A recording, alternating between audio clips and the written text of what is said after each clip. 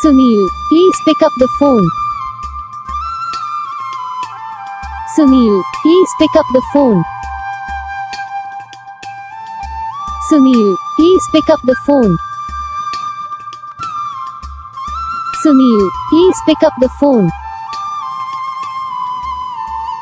Sunil, please pick up the phone.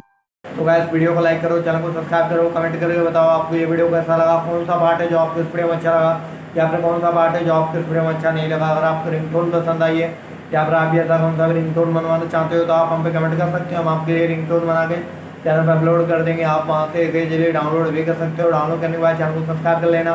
Subscribe करने के बाद जो बेल आइकन आता है इसे ऑल पे सेलेक्ट कर लेना। देखो उसका कुछ फ़ायदा रहता है, तो जब भी हम वीडियो डालते हैं तब आप तक वीडियो पहुँच जाता है। यानी कि अगर मैं सरल भाषा में बताऊँ तो आपको पता चल जाता है कि हाँ भाई वीडियो आ चुका है।